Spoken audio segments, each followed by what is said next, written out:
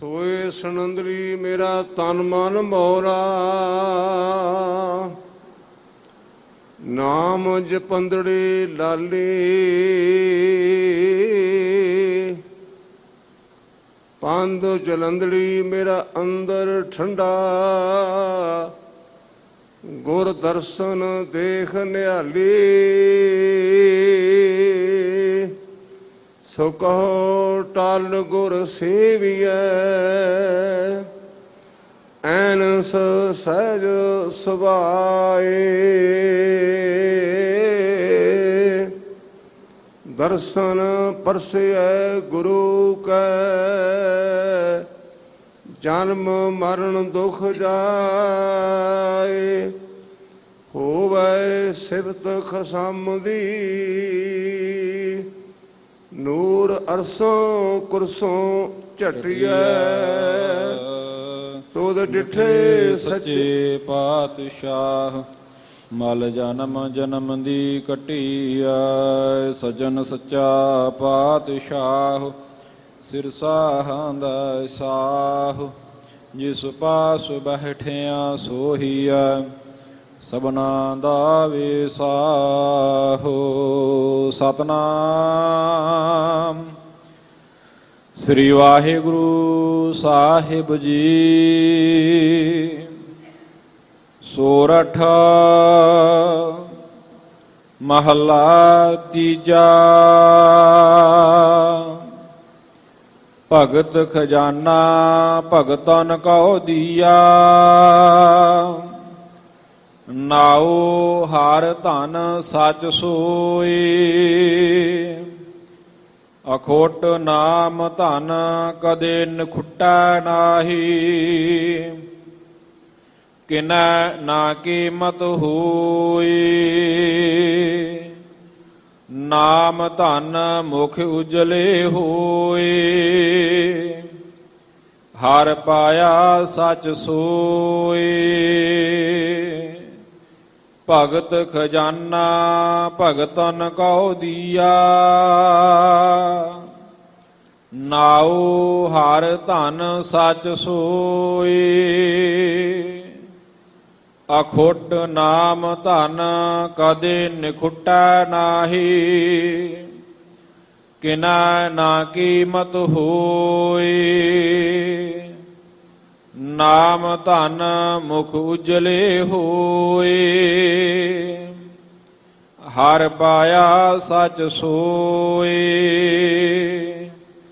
ਮਨ ਮੇਰੇ ਗੁਰ ਸ਼ਬਦੀ ਹਰ ਪਾਇਆ ਜਾਏ, ਬਿਨ ਸ਼ਬਦੈ ਜਗ ਭੁੱਲਦਾ ਫਿਰਦਾ। ਦਰਗਹ ਮਿਲੈ ਸਜਾਏ,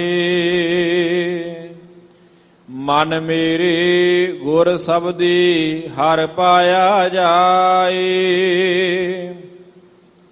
ਬਿਨ ਸ਼ਬਦੈ ਜਗ ਭੁੱਲਦਾ ਫਿਰਦਾ, ਦਰਗਹ ਮਿਲੈ ਸਜਾਏ। ਵਾਹਿਗੁਰੂ ਜੀ ਕਾ ਖਾਲਸਾ, ਵਾਹਿਗੁਰੂ ਜੀ ਕੀ ਫਤਿਹ।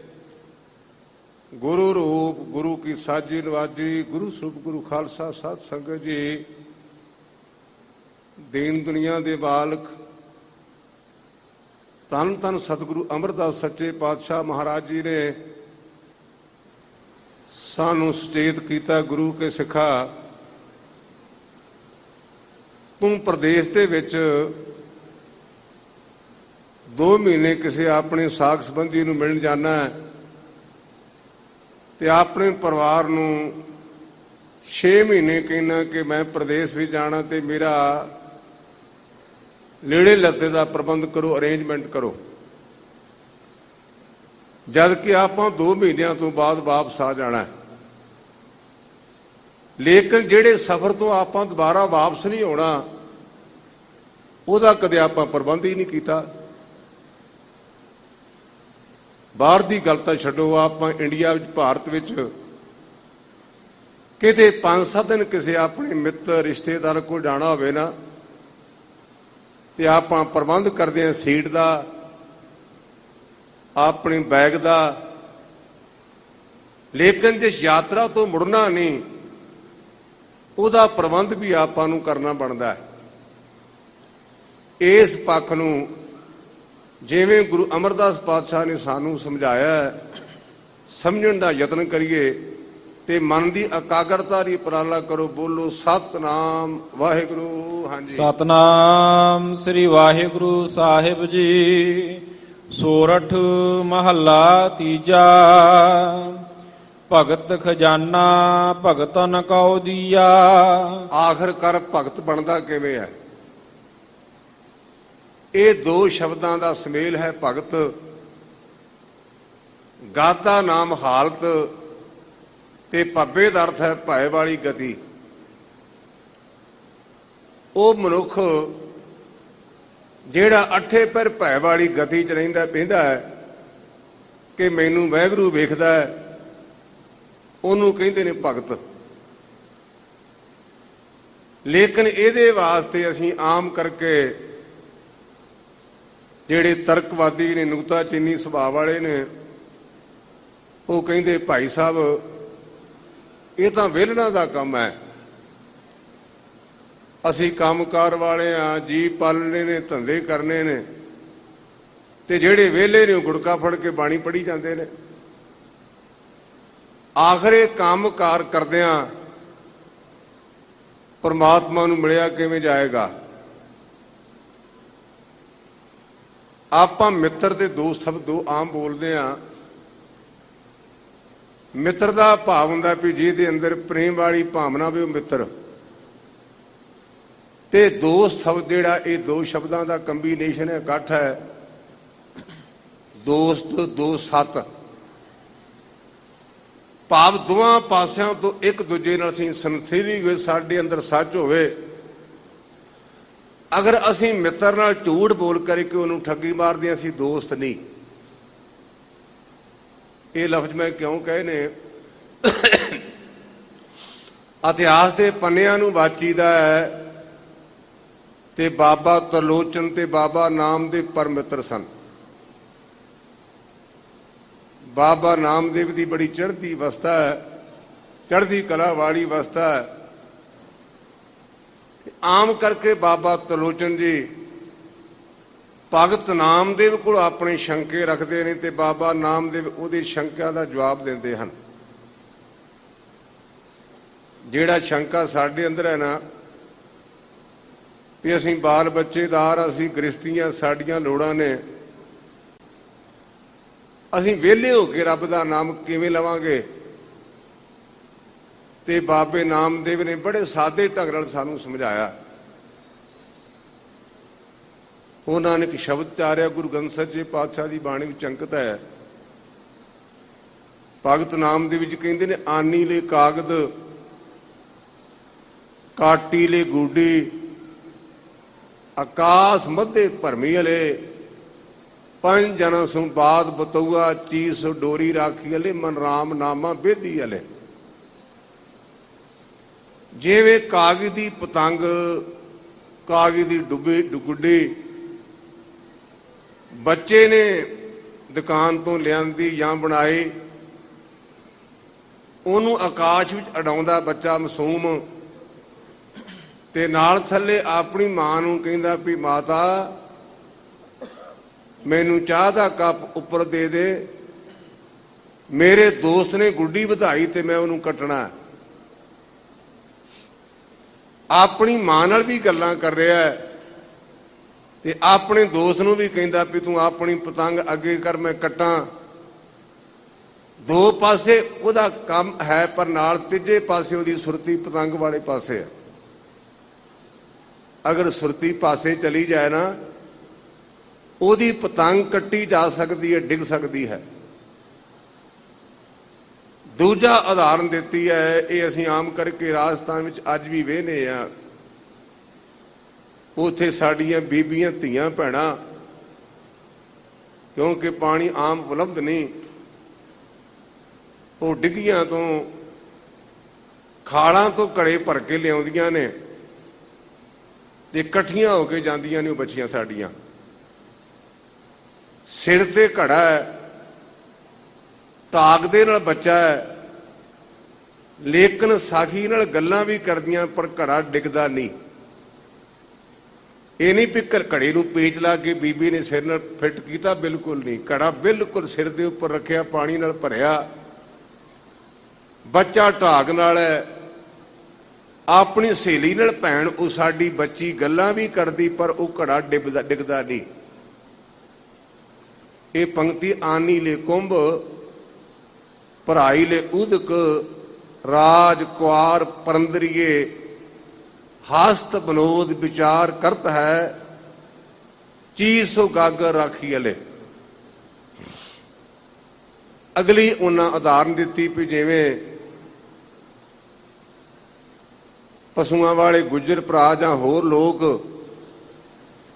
ਗਊ ਨੂੰ ਛੱਡਦੇ ਨੇ, ਬਹੁਤ ਦੂਰ ਤੱਕ ਗਊਆਂ ਨੂੰ ਲੈ ਕੇ, ਪਰ ਜਿਹੜੀ ਗਾਂ ਹੈ ਨਾ ਉਹਦੀ ਵੱਛੇ ਵਾਲੇ ਪਾਸੇ ਸੌਦਾ ਹੈ। ਜਦੋਂ ਵੀ ਉਹ ਪੇਟ ਭਰ ਲੈਂਦੀਆਂ ਨੇ ਨਾ ਤੇ ਉਹ ਗਾਂ ਆਪਣੀਆਂ ਬਾਕੀ ਨਾਲ ਦੀਆਂ ਦੀ ਪਰਵਾਹ ਨਹੀਂ ਕਰਦੀ ਤੇ ਆਣ ਕਰਕੇ ਆਪਣੇ ਬੱਚੇ ਦੇ ਕੋਲ ਖਲੋ ਜਾਂਦੀ ਹੈ। ਇਸ ਪ੍ਰਕਾਰ ਜਿਨ੍ਹਾਂ ਦੇ ਅੰਦਰ ਭੈ ਵਾਲੀ ਗਤੀ ਹੈ ਨਾ, ਆਪਾਂ ਇਹ ਵੀ ਬਾਬੇ ਨਾਮਦੇਵ ਦਾ ਸ਼ਬਦ ਪੜ੍ਹਦੇ ਹਾਂ, ਨਾਮਾ ਕਹਿ ਤਰਲੋਚਨਾ। ਬਾਬਾ ਨਾਮਦੇਵ ਕਹਿੰਦੇ ਮਿੱਤਰਾ ਮੇਰੀ ਗੱਲ ਸੁਣ, ਮੁਖ ਤੇ ਰਾਮ ਸਮਾਲ ਹਾਥ ਪਾਉ ਕਰ ਕਾਮ ਸਭ ਚੀਤਨ ਨੰਜਨ ਨਾਲ। ਇਹ ਮੇਰੇ ਮਿੱਤਰਾ ਆਪਣੀ ਰਸਨਾ ਦੇ ਨਾਲ ਉਸ ਪ੍ਰਮਾਤਮਾ ਦਾ ਨਾਮ ਲੈ, ਹੱਥਾਂ ਦੇ ਨਾਲ ਕੰਮ ਕਰਤੇ, ਪੈਰਾਂ ਨਾਲ ਜਿੱਥੇ ਜਾਣਾ ਤੁਰਿਆ ਚੱਲ, ਤੇਰੀ ਸੁਰਤੀ ਉਸ ਪਾਸੇ ਵੱਲ ਹੋਣੀ ਚਾਹੀਦੀ ਹੈ। ਪਰ ਇਹ ਹਰ ਇੱਕ ਦੇ ਵੱਸ ਦੀ ਨਹੀਂ। ਜਿਨ੍ਹਾਂ ਦੇ ਅੰਦਰ ਭੈ ਇਹ ਖਜ਼ਾਨਾ ਵਾਹਿਗੁਰੂ ਨੇ ਉਹਨਾਂ ਨੂੰ ਦਿੱਤਾ ਹੈ। ਭਗਤ ਖਜ਼ਾਨਾ ਭਗਤਨ ਕੋ ਦੀਆ। ਇੱਕ ਨਾਲ ਮਾਫੀ ਮੰਗਾ ਮੈਂ ਤੁਹਾਡੇ ਕੋਲੋਂ, ਸਾਰੇ ਜਣੇ ਆਪਣੇ ਅੰਦਰ ਝਾਤੀ ਮਾਰੀਏ। ਆਪਾਂ ਗੁਰੂ ਦੇ ਦਰਬਾਰ ਵਿੱਚ ਕਦੇ ਗੁਰੂ ਕੋਲ ਆ ਕੇ ਭਗਤੀ ਮੰਗੀ ਨਹੀਂ, ਕਦੇ ਨਹੀਂ ਮੰਗੀ। ਕੋਈ ਤਾਂ ਇਹ ਕਹਿੰਦਾ ਵੀ ਮੇਰਾ ਫਲਾਨਾ ਕਾਰਜ ਹੋ ਜਾਏ, ਫਲਾਨਾ ਸੌਦਾ ਕਰਦਾ ਉਹ ਹੋ ਜਾਏ। ਕਈ ਇੱਥੋਂ ਤੱਕ ਮੈਂ ਖੁਦ ਵੇਖਿਆ ਜਿਹੜੇ ਕਹਿੰਦੇ ਨਹੀਂ ਵੀ ਮਹਾਰਾਜ ਕਿਸੇ ਦਾ ਹੱਥ ਨਾ ਲਵਾਈ, ਸਾਨੂੰ ਨਵੇਂ ਨਰੋਇਆਂ ਨੂੰ ਲੈ ਜਾਈ। ਮੈਂ ਇਹ ਵੀ ਅਰਦਾਸ ਕਰਦੇ ਵੇਖੇ ਨੇ। ਪਰ ਇਹਦੇ ਨਾਲ ਅਸੀਂ ਗੁਰੂ ਕੋਲੋਂ ਕਦੇ ਨਾਮ ਤਾਂ ਮੰਗਿਆ ਕਰੀਏ ਨਾ। ਮੰਗਣਾ ਮੰਗਨ ਨੀਕਾ ਹਾਰ ਜਸ ਗੁਰ ਤੇ ਮੰਗਣਾ।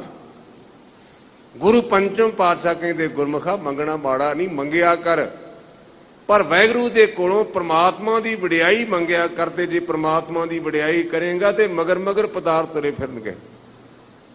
ਗੁਰੂ ਅਮਰਦਾਸ ਪਾਤਸ਼ਾਹ ਦਾ ਇੱਕ ਸ਼ਬਦ ਆਉਂਦਾ ਹੈ, ਮਹੱਲਾ ਤੀਜਾ,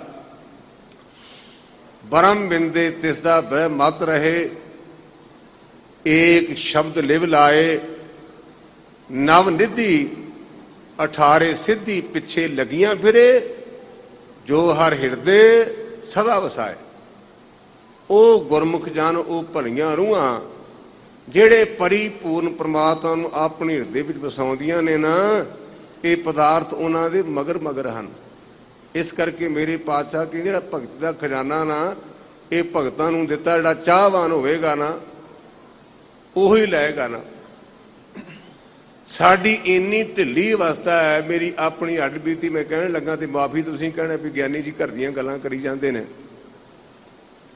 ਮੈਂ ਧੰਨ ਗੁਰੂ ਰਾਮਦਾਸ ਪਾਤਸ਼ਾਹ ਦੀ ਗੋਦੀ ਚ ਹਰਿਮੰਦਰ ਸਾਹਿਬ ਬੈਠਾ ਤੇ ਮੇਰੀ ਕਿਸੇ ਆਪਣੇ ਭਰਾ ਦੇ ਨਾਲ ਸਨੇਹ ਸੀ, ਪਿਆਰ ਸੀ, ਤੇ ਮੈਂ ਇਕੱਲੇ ਨੇ ਅਰਦਾਸ ਕੀਤੀ, ਪਾਤਸ਼ਾਹ ਮੇਰੇ ਤੇ ਮਿਹਰ ਕਰ, ਮੇਰੇ ਭਰਾ ਨੂੰ ਨਾਮਦਾਨ ਦੇ। ਮੈਨੂੰ ਕਿਸੇ ਮਜਬੂਰ ਨਹੀਂ ਕੀਤਾ। ਵਾਹਿਗੁਰੂ ਜਾਣੇ ਵੀ ਮੇਰੇ ਮਨ ਉਸ ਪਾਸੇ ਕਿਉਂ ਚਲਾ ਗਿਆ।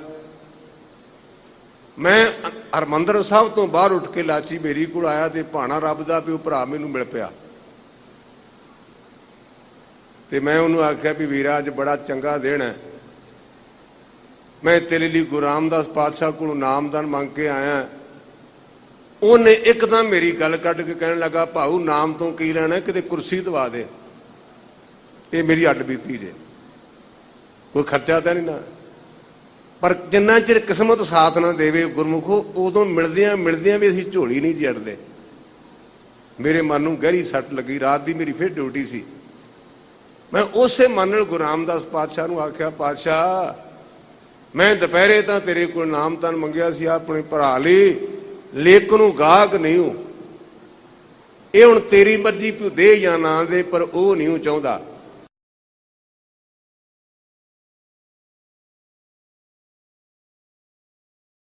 ਕੇਵਲ ਨਾਮ ਮੰਗੀਏ, ਪਰ ਇਹ ਮਿਲਦਾ ਕਿਹਨਾਂ ਨੂੰ?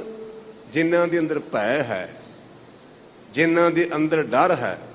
ਇਸ ਕਰਕੇ ਪਾਤਸ਼ਾਹ ਕਹਿੰਦੇ ਭਗਤ ਦਾ ਖਜ਼ਾਨਾ ਨਾ ਇਹ ਭੈ ਵਾਲੀ ਗਤੀ ਵਾਲਿਆਂ ਨੂੰ ਹੀ ਮਿਲਦਾ ਹੈ। ਨਾਉ ਹਰ ਧਨ ਸੱਚ ਸੋਏ। ਗੁਰਮੁਖਾ ਬਾਕੀ ਦੇ ਜਿੰਨੇ ਧਨ ਨੇ ਨਾ ਇਹ ਝੂਠੇ ਹਨ।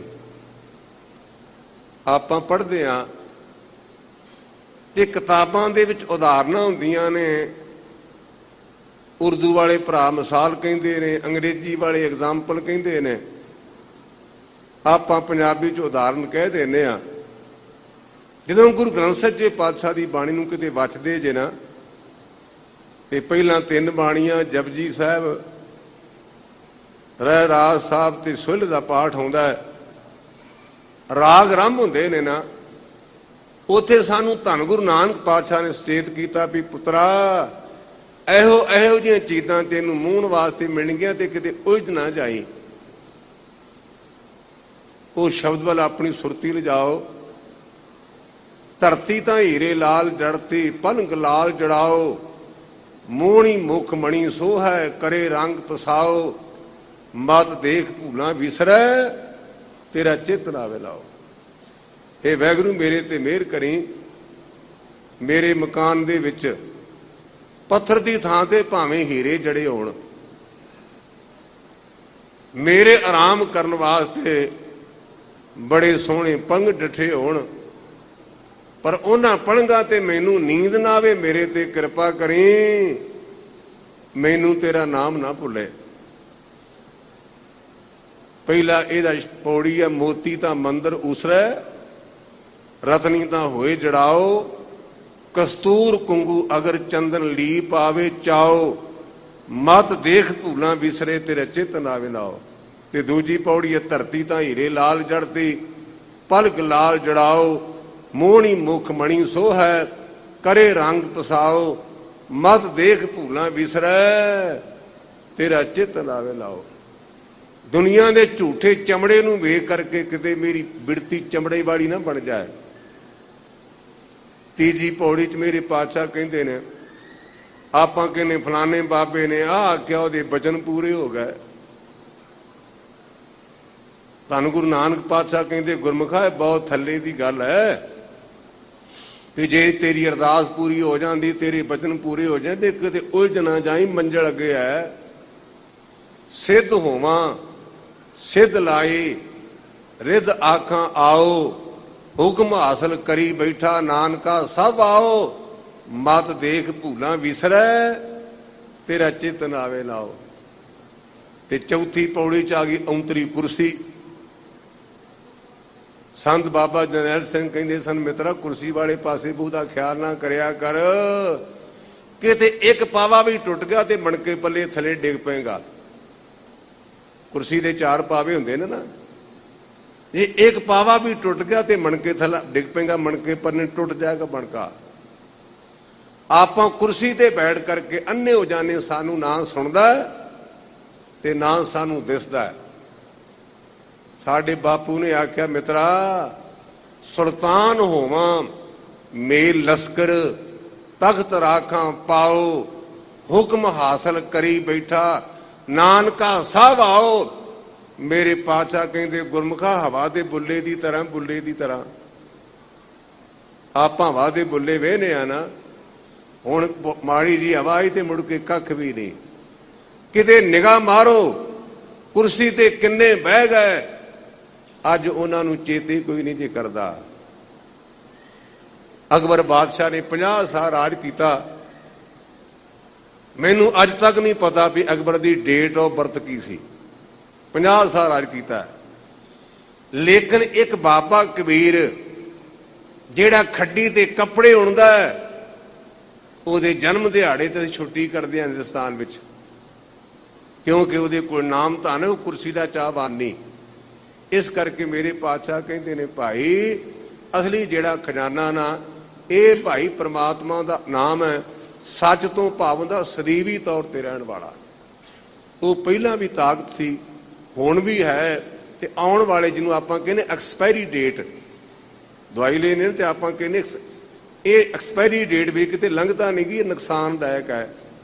ਜਿਹੜਾ ਵਾਹਿਗੁਰੂ ਦਾ ਨਾਮ ਹੈ ਨਾ ਇਹਦੀ ਐਕਸਪਾਇਰੀ ਡੇਟ ਕੋਈ ਨਹੀਂ, ਇਹ ਪੁਰਾਣਾ ਨਹੀਂ ਹੁੰਦਾ। ਅਖੋਟ ਨਾਮ ਧਨ ਕਦੇ ਨਖੁੱਟਾ ਨਾਹੀ। ਬਾਕੀ ਦੀਆਂ ਚੀਜ਼ਾਂ ਗੁਰਮੁਖੋ ਸਾਰੀਆਂ ਮੁੱਕ ਜਾਂਦੀਆਂ ਨੇ, ਲੇਕਿਨ ਵਾਹਿਗੁਰੂ ਦਾ ਨਾਮ ਮੁੱਕਦਾ ਨਹੀਂ। ਆਪਾਂ ਖਰਾ ਸੌਦੇ ਦਾ ਇਤਿਹਾਸ ਪੜ੍ਹਦੇ ਹਾਂ, ਗੁਰਦੁਆਰਾ ਬਣਿਆ ਖਰਾ ਸੌਦਾ ਪਾਕਿਸਤਾਨ 'ਚ ਰਹਿ ਗਿਆ। ਸਾਡੇ ਇਹ ਬਦਕਿਸਮਤੀ ਐ ਸਟੇਜ ਤੇ ਮੰਜੀ ਸਾਹਿਬ ਸਤਿਕਾਰਯੋਗ ਗਿਆਨੀ ਸੰਤ ਸਿੰਘ ਮਸਕੀਨ ਸਿੰਘ ਨੇ, ਗਿਆਨੀ ਸੰਤ ਸਿੰਘ ਮਸਕੀਨ ਹੋਰਾਂ ਨੇ ਬੜੀ ਸੁੰਦਰ ਉਦਾਹਰਨ ਦਿੱਤੀ ਸੀ। ਉਹ ਕਹਿੰਦੇ 84 ਦਾ ਅਟੈਕ ਹੋਇਆ,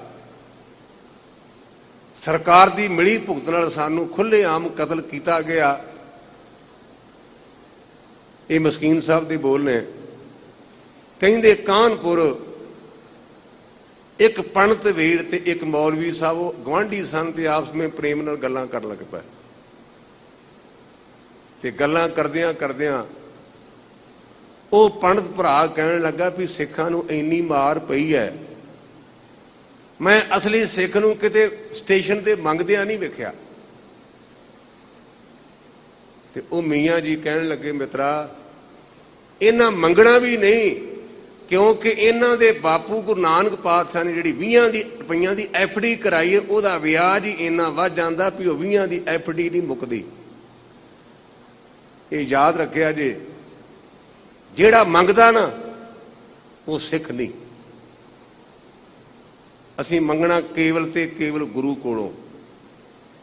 ਜਿਹੜਾ ਬੰਦਿਆਂ ਕੋਲ ਮੰਗਦਾ ਨਾ ਉਹ ਗੁਰਮਤਿ ਦੀ ਉਲੰਘਣਾ ਕਰਦਾ। ਸਾਡੇ ਗੁਰਦੇਵ ਨੇ ਸਾਨੂੰ ਆਖਿਆ ਮਨੁੱਖੀ ਟੇਕ ਬਿਰਥੀ ਸਭ ਜਾਨ, ਦੇਵਨ ਕਉ ਏਕੇ ਭਗਵਾਨ, ਸਤਿਗੁਰ ਸੱਚਾ ਛੱਡ ਕੇ ਮਨਮੁਖ ਹੋਏ ਬੰਦੇ ਦਾ ਬੰਦਾ।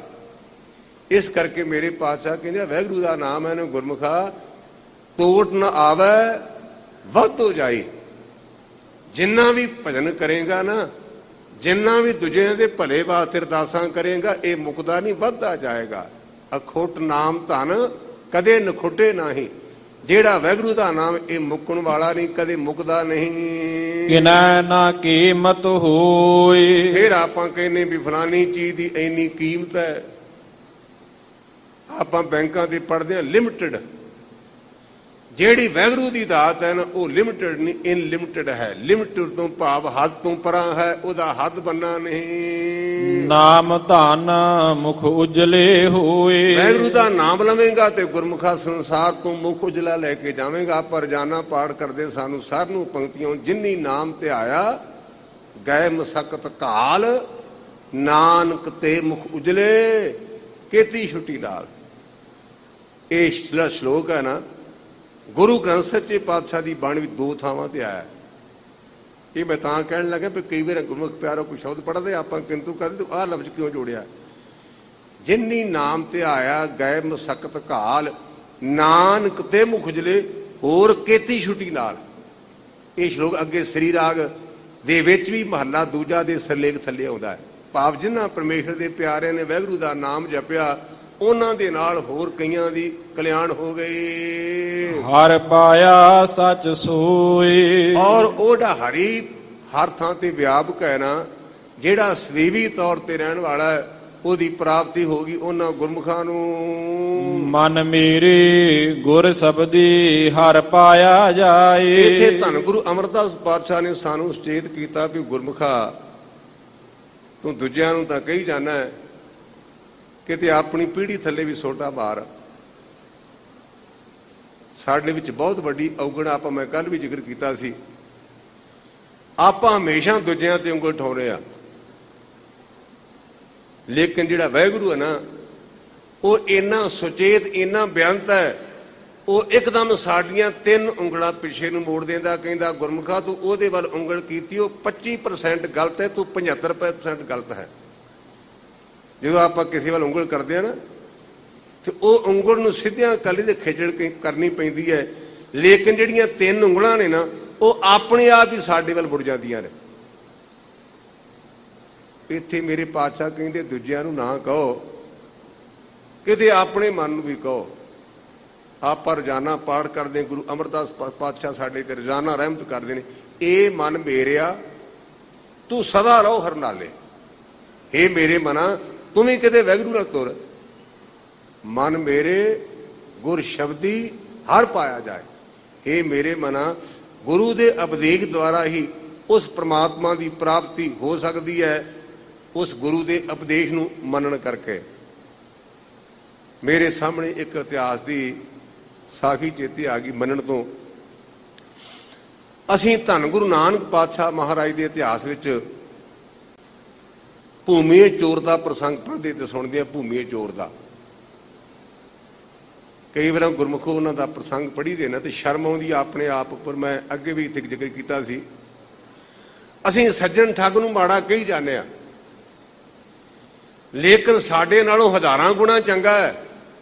ਉਹਨੇ ਇੱਕ ਸ਼ਬਦ ਸੁਣਿਆ ਤੇ ਕੰਨਾਂ ਨੂੰ ਹੱਥ ਲਾਇਆ, ਤੋਬਾ ਕੀਤੀ, ਮੁੜ ਕੇ ਉਹ ਮਿੱਤਰ ਬਣ ਗਿਆ। ਉਹਨੇ ਧਰਮ ਦਾ ਪ੍ਰਚਾਰ ਕੀਤਾ ਤੇ ਜੋ ਲੁੱਟਿਆ ਸੀ ਉਹ ਵੰਡ ਕਤਿਆ।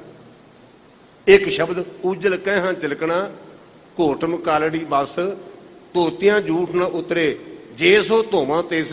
ਇਹ ਧੰਨ ਗੁਰੂ ਨਾਨਕ ਪਾਤਸ਼ਾਹ ਨੇ ਸੱਜਣ ਨੂੰ ਮੁਖਾਤਬ ਕਰਕੇ ਸ਼ਬਦ ਉਚਾਰਨਾ ਕੀਤਾ ਤਲੰਬੇ ਸ਼ਹਿਰ ਵਿੱਚ। ਅਸੀਂ ਹਜ਼ਾਰਾਂ ਸ਼ਬਦ ਪੜ੍ਹੇ, ਹਜ਼ਾਰਾਂ ਸੁਣੇ ਤੇ ਦਾਰ ਲੱਗੇ ਤੇ ਅਸੀਂ ਕਿਸੇ ਦਾ ਲਿਹਾਜ਼ ਨਹੀਂ ਜੀ ਕਰਦੇ। ਅਸੀਂ ਠੱਗਾਂ ਕਿਉਂ ਠੱਗ ਸੀ। ਭੂਮੀਏ ਦੀ ਸਾਖੀ ਪੜ੍ਹੀ ਤੇ ਮੇਰਾ ਅੰਦਰ ਹਿੱਲ ਗਿਆ। ਇਹਨਾਂ ਲੋਕਾਂ ਵਿੱਚ ਕਿੰਨੀ ਯੂਨਿਟੀ ਹੈ। ਇਹਨਾਂ ਨੇ ਇੱਕ ਸਰਬਸੰਮਤੀ ਨਾਲ ਮਤਾ ਪਾਸ ਕੀਤਾ ਸੀ ਵੀ ਆਪਾਂ ਚੋਰ ਹਾਂ ਤੇ ਆਪਾਂ ਸੰਤ ਕੋਲ ਨਹੀਂ ਜਾਣਾ। ਜੇ ਆਪਾਂ ਗਏ ਤੇ ਆਪਾਂ ਨੂੰ ਸੰਤ ਵਿਗਾੜ ਦੇਗਾ, ਚੋਰੀ ਤੋਂ ਢਾਹ ਦੇਗਾ। ਧੰਨ ਗੁਰੂ ਨਾਨਕ ਪਾਤਸ਼ਾਹ ਨੇ ਉੱਥੇ ਜਾ ਕੇ ਆਪਣਾ ਪੜਾਅ ਕੀਤਾ, ਡੇਰਾ ਕੀਤਾ। ਕੁਝ ਸਮਾਂ ਟਿਕੇ,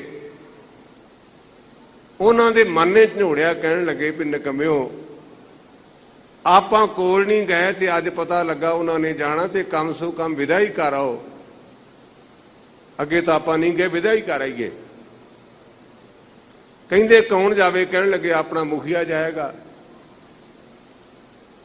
ਚਲਾ ਗਿਆ ਤੇ ਗੁਰਦੇਵ ਕਹਿਣ ਲੱਗੇ ਮਿੱਤਰਾ ਤੂੰ ਪਹਿਲੇ ਦਿਨ ਆਇਆ ਸੀ, ਇੰਨੇ ਚ ਤੁਹਾਡੇ ਕੋਲ ਰਹੇ ਤੇ ਆਇਆ ਨਹੀਂ। ਸਦਕੇ ਜਾਵਾਂ ਗੁਰੂ ਦੇ ਤੇ ਸਦਕੇ ਜਾਵਾਂ ਉਹ ਸਿੱਖ ਦੇ।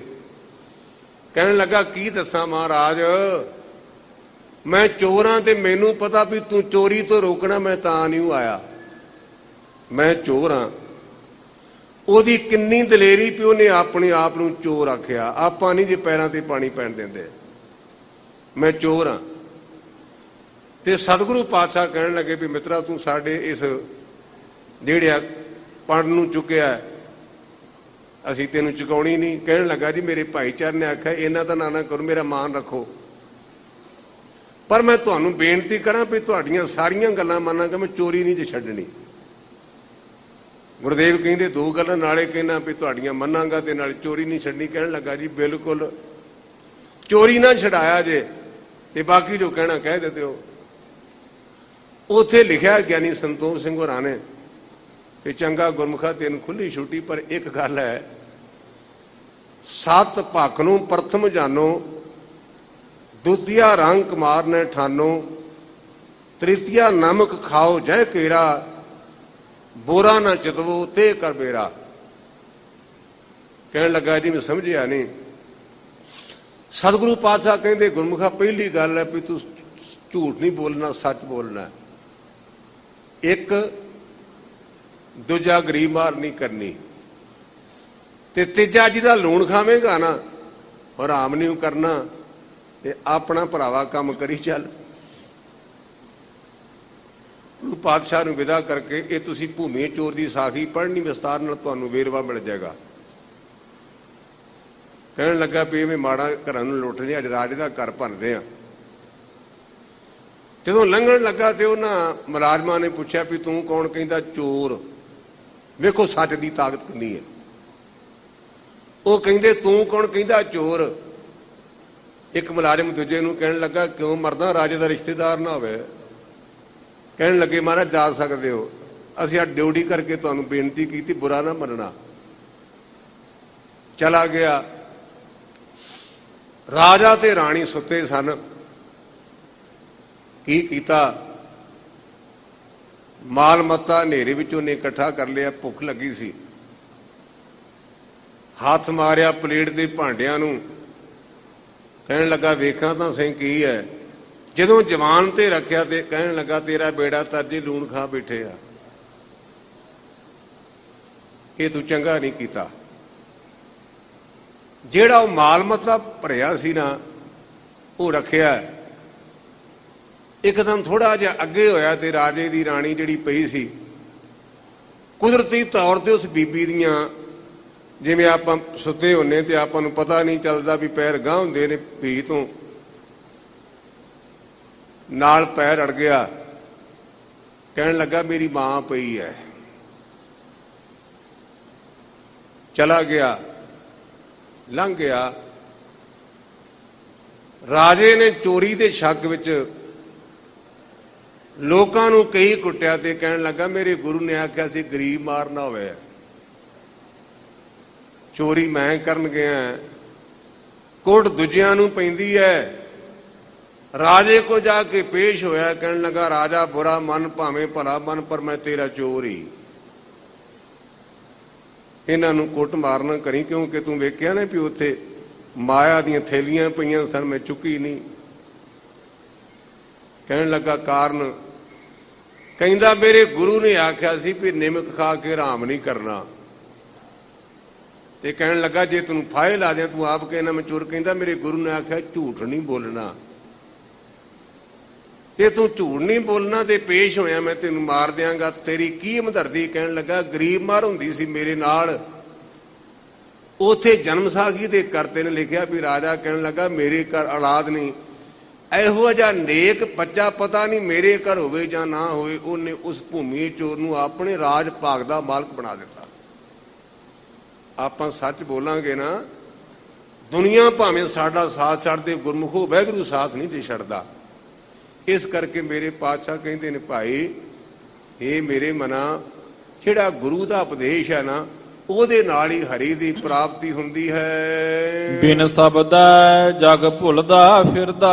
ਔਰ ਗੁਰੂ ਦੇ ਉਪਦੇਸ਼ ਤੋਂ ਬਿਨਾ ਜਿਹੜੀ ਇਹ ਦੁਨੀਆ ਭੁੱਲੀ ਫਿਰਦੀ ਹੈ, ਭਟਕਦੀ ਫਿਰਦੀ ਹੈ। ਦਰਗਹ ਮਿਲੈ ਸਜਾਈ। ਪਰ ਗੱਲ ਯਾਦ ਰੱਖੀ, ਉਸ ਵਾਹਿਗੁਰੂ ਦੀ ਕਚਹਿਰੀ ਦੇ ਵਿੱਚ, ਦਰਗੇ ਦਾ ਭਾਵ ਕੋਰਟ ਕਚਹਿਰੀ, ਜਿਹੜੀ ਵਾਹਿਗੁਰੂ ਦੀ ਕਚਹਿਰੀ ਹੈ ਨਾ, ਉਹਦੇ ਵਿੱਚ ਤਿਲ ਤਿਲ ਤੈਨੂੰ ਸਜ਼ਾ ਮਿਲੇਗੀ। ਗੁਰੂ ਗ੍ਰੰਥ ਸਾਹਿਬ ਜੀ ਪਾਤਸ਼ਾਹ 'ਚ ਪੰਕਤੀ ਆਉਂਦੀ ਹੈ, ਰਤਿਓਂ ਮਾਸਾ ਤੋਲ ਕਢਾਵਣਿਆ। ਰਤਿਓਂ ਮਾਸਾ ਤੋਲ ਕਢਾਵਣਿਆ। ਉੱਥੇ ਰੱਤੀ ਰੱਤੀ ਤੇ ਮਾਸੇ ਮਾਸੇ ਦਾ ਹਿਸਾਬ ਹੋਗਾ, ਉੱਥੇ ਹੇਰਾ ਫੇਰੀ ਨਹੀਂ ਚੱਲਣੀ। ਇਸ ਕਰਕੇ ਗੁਰੂ ਦੇ ਉਪਦੇਸ਼ ਤੋਂ ਬਿਨਾ ਦੁਨੀਆ ਭੁੱਲੀ ਫਿਰਦੀ ਹੈ। ਪਰ ਯਾਦ ਰੱਖੀ ਵਾਹਿਗੁਰੂ ਦੀ ਕਚਹਿਰੀ ਵਿੱਚ ਤੈਨੂੰ ਸਜ਼ਾ ਭੋਗਣੀ ਪਏਗੀ। ਰਹਾਉ ਵਿਸਰਾਮ ਦੇ ਕਰਕੇ ਕਿਰਪਾ ਕਰਦੇ ਹਨ। ਇਸ ਦੇਹੀ ਅੰਦਰ ਪੰਜ ਚੋਰ ਵਸਹਾ। ਥੋੜਾ ਜਿਹਾ ਸਚੇਤ ਰਿਹਾ ਕਰ। ਚੋਰ ਤਾਂ ਘਰ ਵਿੱਚ ਇੱਕ ਵੀ ਆ ਜਾਏ ਤੇ ਕੱਖ ਨਹੀਂ ਛੱਡਦਾ। ਤੇਰੀ ਦੇਹ 'ਚ ਤਾਂ ਪੰਜ ਚੋਰ ਨੇ। ਜਦੋਂ ਪੰਜਾਂ ਚੋਰਾਂ ਦੀ ਮੈਂ ਗੱਲ ਕਰਦਾ ਤੇ ਮੇਰੀ ਇੱਕਦਮ ਬਾਬਾ ਭਗਤ ਰਵਿਦਾਸ ਜੀ ਦਾ ਸ਼ਬਦ ਚੇਤੇ ਆ ਜਾਂਦਾ। ਉਹ ਕਹਿੰਦੇ ਬੰਦਿਆ ਥੋੜਾ ਜਿਹਾ ਅੱਖਾਂ ਖੋਲ ਕੇ ਤੁਰਿਆ ਕਰ, ਸਾਵਧਾਨ ਹੋ ਕੇ ਤੁਰਿਆ ਕਰ। ਤੇ ਜਗਿਆਸੂ ਨੇ ਬੇਨਤੀ ਕੀਤੀ ਭਗਤ ਜੀ ਕਿਉਂ? ਭਗਤ ਰਵਿਦਾਸ ਜੀ ਕਹਿੰਦੇ ਵੀ ਮੈਂ ਤੈਨੂੰ ਬੇਨਤੀ ਕਰਾਂਗੇ ਵੀ ਪੰਜ ਵੱਖ-ਵੱਖ ਜਾਨਵਰ ਨੇ, ਉਹਨਾਂ 'ਚ ਇੱਕ ਔਗਣ ਹੈ ਤੇ ਮਾਰੇ ਗਏ ਇੱਕ ਔਗਣ ਕਰਕੇ ਤੇਰੇ ਇਕੱਲੇ 'ਚ ਪੰਜ ਨੇ, ਤੂੰ ਕਿਵੇਂ ਬਚੇਗਾ? ਔਗਣ ਤਾਂ ਇੱਕ ਨਹੀਂ ਚੰਗਾ ਹੁੰਦਾ। ਉਹਨਾਂ ਦਾ ਸ਼ਬਦ ਬਾਬਾ ਰਵਿਦਾਸ ਦਾ, ਮ੍ਰਿਗ ਮੀਨ ਭ੍ਰਿੰਗ ਪਤੰਗ ਕੁੰਚਰ ਏਕ ਦੋਖ ਬਨਾਸ, ਪੰਜ ਦੋਖ ਅਸਾਧ ਜਾਮੇ ਤਾਂ ਕੀ ਕੇਤਕਾਸ। ਮੱਛੀ ਨੂੰ ਖਾਣ ਦਾ ਚਸਕਾ ਹੈ। ਸ਼ਿਕਾਰੀ ਨੇ ਕੁੰਡੀ ਲਾਈ ਤੇ ਕੁੰਡੀ ਦੇ ਨਾਲ ਨਿੱਕੀ ਜੀ ਆਟੇ ਦੀ ਗੋਲੀ ਖਾਣ ਆਈ ਤੇ ਮੱਛੀ ਮਾਰੀ ਗਈ। ਜਿਹੜਾ ਹਿਰਨ ਹੈ ਇਹਨੂੰ ਸੁਣਨ ਦਾ ਚਸਕਾ ਹੈ ਤੇ ਘੜੇ ਨੂੰ ਮੜ ਕੇ ਤੇ ਵਿੱਚ ਮੋਰ ਦਾ ਖੰਭ ਟੰਗ ਦਿੰਦੇ ਨੇ, ਤੇ ਜਦੋਂ ਉਹਦੇ ਚੋਂ ਆਵਾਜ਼ ਨਿਕਲਦੀ ਤੇ ਹਿਰਨ ਉੱਥੇ ਆਣ ਕੇ ਆਪਣੀ ਬੂਥੀ ਰੱਖ ਦਿੰਦਾ ਤੇ ਮੁੜ ਕੇ ਗੁਲਾਮ ਹੋ ਜਾਂਦਾ। ਭਾਈ ਗੁਰਦਾਸ ਨੇ ਘੰਡਾ ਏੜਾ ਸ਼ਬਦ ਆਪਣੀ ਰਚਨਾ ਵਿੱਚ ਬਹੁਤ ਵੇਰਾ ਵਰਤਿਆ, ਉਹਨੂੰ ਕਹਿੰਦੀ ਘੰਡਾ ਏੜਾ। ਜਿਹੜਾ ਪਤੰਗਾ ਹੈ ਇਹਨੂੰ ਵੇਖਣ ਦਾ ਚਸਕਾ ਹੈ, ਪਰ ਜਦੋਂ ਮੈਂ ਪੰਕਤੀ ਵਿਚਾਰਦਾ ਇੱਥੇ ਬੰਦਾ ਬਹੁਤ ਡਾਊਨ ਹੋ ਜਾਂਦਾ ਹੈ।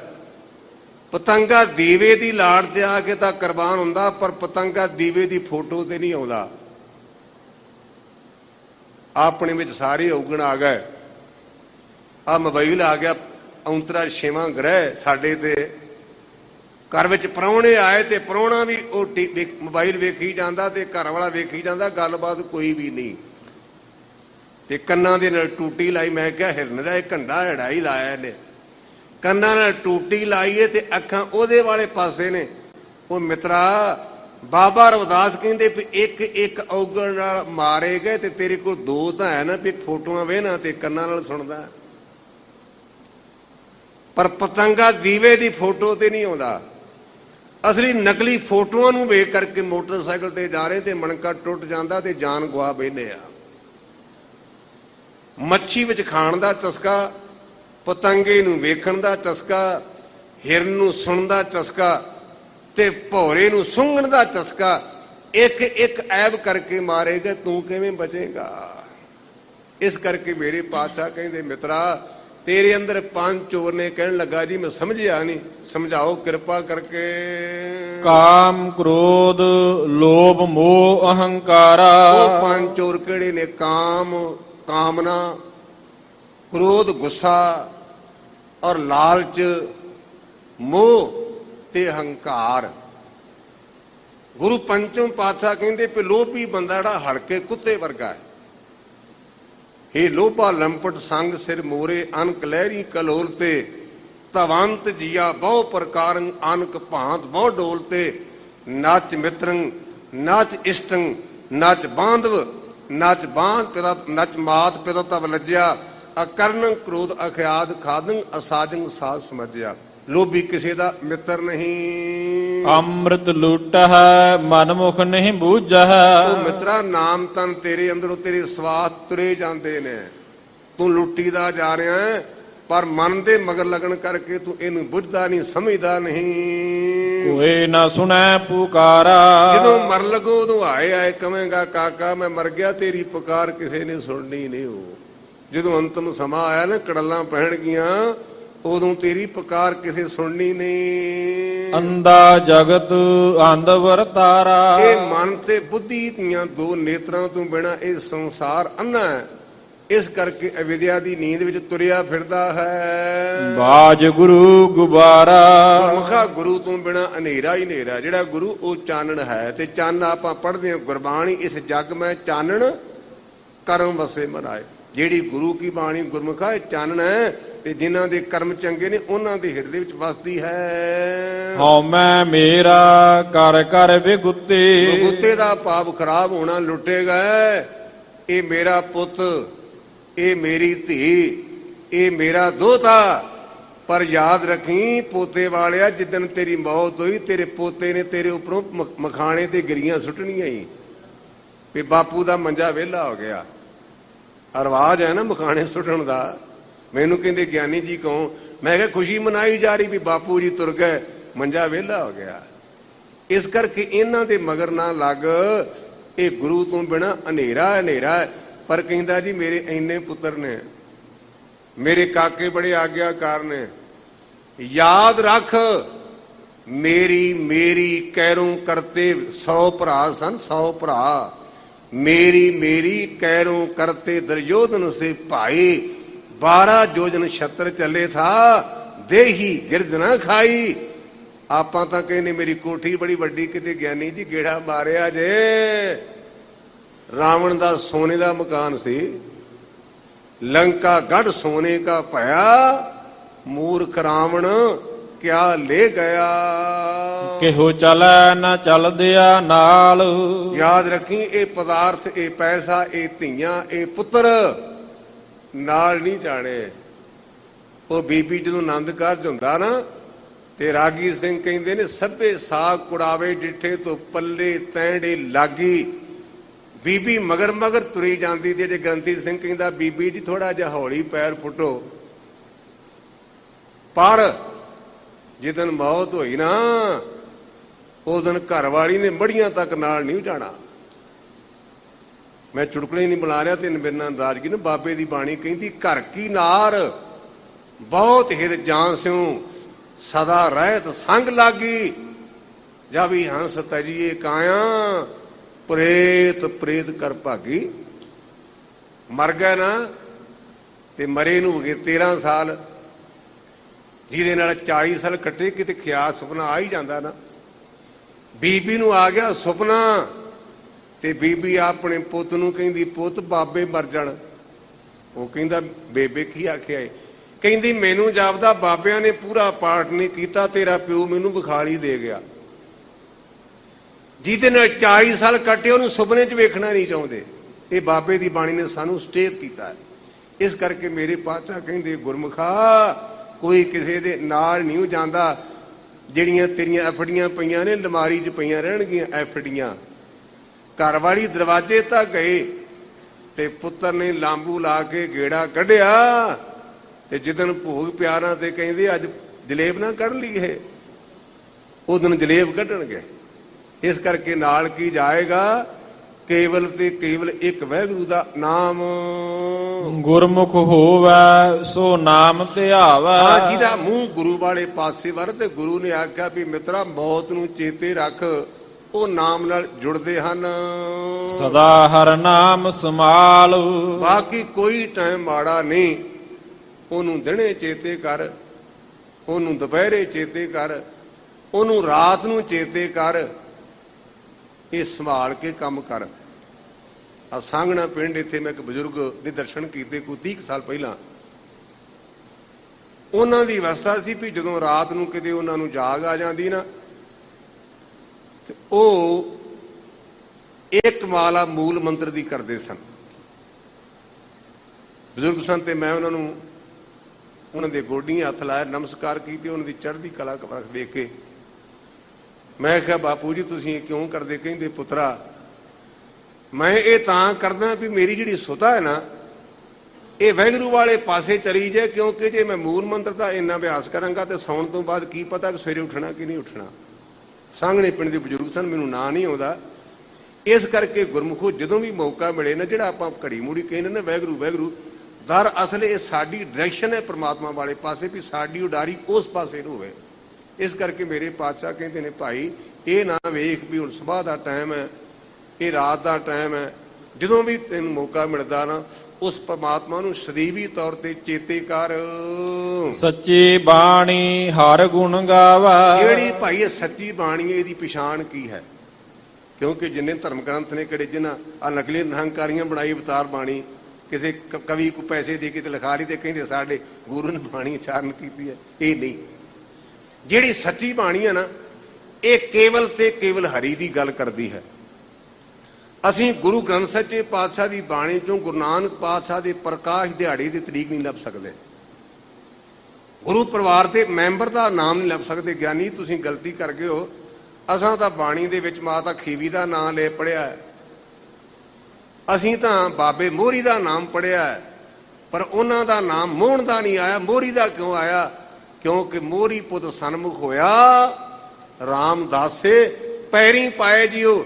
ਜਿਹੜੇ ਸਨਮੁਖ ਨੇ ਭਾਵੇਂ ਉਹ ਬਾਬਾ ਰਵਿਦਾਸ ਜੀ ਨੇ ਤੇ ਭਾਵੇਂ ਜੈ ਦੇਵ ਨੇ, ਉਹਨਾਂ ਦਾ ਨਾਂ ਹੈ। ਜਿਹੜੇ ਮਨਮੁਖ ਉਹਨਾਂ ਦਾ ਨਹੀਂ। ਇਸ ਕਰਕੇ ਭਾਈ ਜਿਹੜੇ ਗੁਰਮੁਖ ਪਿਆਰੇ ਨੇ ਨਾ, ਜਿਹੜੀ ਸੱਚੀ ਬਾਣੀ ਹੈ ਨਾ ਇਹਦੇ ਵਿੱਚ ਕੇਵਲ ਤੇ ਕੇਵਲ ਹਰੀ ਦੇ ਗੁਣ ਹਨ। ਨਦਰੀ ਨਦਰ ਨਿਹਾਲ। ਤੇ ਜੇ ਗੁਰਮੁਖਾ ਕਿਤੇ ਤੇਰੇ ਤੇ ਗੁਰੂ ਦੀ ਹੋਗੀ ਨਿਗਾਹ, ਤੇਰੇ ਦੁੱਖ ਕੱਟੇ ਜਾਣਗੇ। ਨਿਹਾਲ ਤੋਂ ਭਾਵ ਦੁੱਖਾਂ ਤੋਂ ਰਹਿਤ ਹੋਣਾ। ਸਤਿਗੁਰ ਗਿਆਨ ਸਦਾ ਘਟ ਚਾਨਣ। ਜਿਹੜਾ ਸੱਚੇ ਗੁਰੂ ਦਾ ਗਿਆਨ ਗੁਰਮੁਖਾ ਸਦੀਵੀ ਤੌਰ ਤੇ ਹਿਰਦੇ ਦੇ ਅੰਦਰ ਚਾਨਣ ਕਰਦਾ ਹੈ। ਇਹ ਨੂਰ, ਇਹ ਪ੍ਰਕਾਸ਼ ਰੂਪ ਹੈ। ਅਮਰ ਸਿਰ ਬਾਦਸ਼ਾਹ। ਅਮਰ ਦਾ ਭਾਵ ਹੁੰਦਾ ਹੁਕਮ। ਅਮਰ ਦੇ ਕਈ ਅਰਥ ਨੇ। ਅਮਰ ਦਾ ਭਾਵ ਇਹ ਅਰਥ ਦੇ ਮਰਨ ਤੋਂ ਰਹਿਤ। ਅਮਰ ਦਾ ਭਾਵ ਹੈ ਇੱਥੇ ਜਿਹੜਾ ਪਰਮੇਸ਼ਰ ਹੈ ਨਾ ਉਹਦਾ ਬਾਦਸ਼ਾਹ ਤੇ ਵੀ ਹੁਕਮ ਚੱਲਦਾ ਹੈ। ਸਾਡੇ ਰਾਜੇ, ਸਾਡੇ ਮੁੱਖ ਮੰਤਰੀ, ਪ੍ਰਧਾਨ ਮੰਤਰੀ ਸਾਡੇ ਤੇ ਆਰਡਰ ਤਾਂ ਕਰ ਸਕਦੇ ਨੇ ਨਾ, ਪਰ ਜਿਹੜਾ ਉਹ ਪ੍ਰਮਾਤਮਾ ਨਾ, ਉਹਦਾ ਉਹਨਾਂ ਦੀ ਵੀ ਹੁਕਮ ਹੈ। ਮੇਰੇ ਪਾਤਸ਼ਾਹ ਕਹਿੰਦੇ ਪ੍ਰਮਾਤਮਾ ਨਾ ਭਾਈ, ਉਹਦਾ ਬਾਦਸ਼ਾਹ ਤੇ ਵੀ ਹੁਕਮ ਚੱਲਦਾ, ਸਾਰੇ ਉਹਦੇ ਹੁਕਮ ਦੇ ਵਿੱਚ ਹਨ। ਅਨ ਦਿਨ ਭਗਤ ਕਰਹਿ ਦਿਨ ਰਾਤੀ। ਜਿਹੜੇ ਗੁਰਮੁਖ ਜਾਣੇ ਉਹ ਦਿਨੇ ਰਾਤ ਭੈ ਦੀ ਗਤੀ ਨੂੰ ਧਾਰਨ ਕਰਕੇ ਉਸ ਵਾਹਿਗੁਰੂ ਨੂੰ ਚੇਤੇ ਕਰਦੇ ਹਨ। RAM ਨਾਮ ਸਚ ਲਾਹਾ। ਗੁਰਮੁਖਾ ਤੂੰ ਵੀ ਇਹ ਲਾਭ ਖਟਣਾ ਕਰ। ਲਾਹਾ ਦਾ ਭਾਵ ਹੈ ਲਾਭ, ਫਾਇਦਾ। ਪਰਮਾਤਮਾ ਦਾ ਨਾਮ ਜਪ ਕੇ ਇਹ ਫਾਇਦੇ ਵਾਲਾ ਸੌਦਾ ਜਿਹੜਾ ਇਹ ਇਕੱਠਾ ਕਰ। ਨਾਨਕ RAM ਨਾਮ ਨਿਸਤਾਰਾ। ਪਰਮਾਤਮਾ ਦੇ ਨਾਮ ਨੇ ਤੈਨੂੰ ਸੰਸਾਰ ਪਰਪੰਚ ਤੋਂ ਗੁਰਮੁਖ ਪਿਆਰਿਆ ਬੰਨੇ ਕਰਨਾ ਹੈ। ਨਿਸਤਾਰਾ ਦਾ ਭਾਵ ਹੈ ਸੰਸਾਰ ਪਰਪੰਚ ਤੋਂ ਬੰਨੇ ਹੋਣਾ। ਸ਼ਬਦ ਰਤੇ ਹਰ ਪਾਹਾ। ਜਿਹੜੇ ਗੁਰਮੁਖ ਪਿਆਰੇ ਨੇ ਭਾਈ, ਉਹਨਾਂ ਨੂੰ ਗੁਰੂ ਦੇ ਉਪਦੇਸ਼ ਦੀ ਪਾਹ ਲੱਗੀ ਹੈ। ਪਾਹ ਜਦੋਂ ਆ ਕੱਪੜੇ ਨੂੰ ਆਪਾਂ ਗੁਰਮੁਖ ਪਿਆਰੇ ਧੋਂਦੇ ਨੇ ਨਾ, ਰੰਗ ਲਾਉਂਦੇ ਨੇ, ਤੇ ਜਿਹੜੀ ਪਹਿਲੀ ਮਾਂਡੀ ਹੈ ਨਾ, ਉਹਨੂੰ ਪਾਹ ਕਹਿੰਦੇ ਹਨ। ਆ ਸਾਡੀਆਂ ਬੀਬੀਆਂ ਭੈਣਾਂ ਨੂੰ ਪਤਾ ਵੀ ਆਪਾਂ ਕੱਪੜਾ ਲੈ ਕੇ ਰੰਗ ਲਾਉਣਾ ਹੋਵੇ ਤੇ ਕਹਿੰਦੀਆਂ ਪਹਿਲਾਂ ਇਹਦੀ ਮਾਂਡੀ ਲਾ ਦਿਓ। ਜਿਹੜੀ ਸਾਨੂੰ ਮਾਇਆ ਦੀ ਮਾਂਡੀ ਚੜ੍ਹੀ ਹੈ ਨਾ, ਇਹ ਲੈ ਕਰਕੇ ਗੁਰੂ ਦੇ ਉਪਦੇਸ਼ ਦੇ ਨਾਲ, ਗੁਰੂ ਦੇ ਗਿਆਨ ਦੀ ਜਦੋਂ ਇਹ ਮਾਇਆ ਚੜ੍ਹ ਗਈ ਨਾ, ਤੇ ਫਿਰ ਕਿਸੇ ਪ੍ਰਕਾਰ ਦਾ ਸਾਡੇ ਤੇ ਅਸਰ ਨਹੀਂ ਹੋਵੇਗਾ। ਸਤਿਗੁਰੂ ਪਾਤਸ਼ਾਹ ਸਾਡੇ ਤੇ ਕਿਰਪਾ ਕਰਨ। ਗੁਰੂ ਗ੍ਰੰਥ ਸੱਚੇ ਪਾਤਸ਼ਾਹ ਦਾ ਧੰਨਵਾਦ। ਭੁੱਲਾਂ ਚੁੱਕਾਂ ਦੀ ਮਾਫੀ ਜੀ। ਸਤਿਗੁਰ ਗਿਆਨ ਸਦਾ ਘਟ ਚਾਨਣ। ਅਮਰ ਸਿਰ ਬਾਦਸ਼ਾਹਾ। ਅਣ ਦਿਨ ਭਗਤ ਕਰਹਿ ਦਿਨ ਰਾਤੀ। RAM ਨਾਮ ਸਚ ਲਾਹਾ। ਨਾਨਕ RAM ਨਾਮ ਨਿਸਤਾਰਾ। ਸ਼ਬਦ ਰਤੇ ਹਰ ਪਾਹਾ। ਵਾਹਿਗੁਰੂ ਜੀ ਕਾ ਖਾਲਸਾ, ਵਾਹਿਗੁਰੂ ਜੀ ਕੀ ਫਤਿਹ।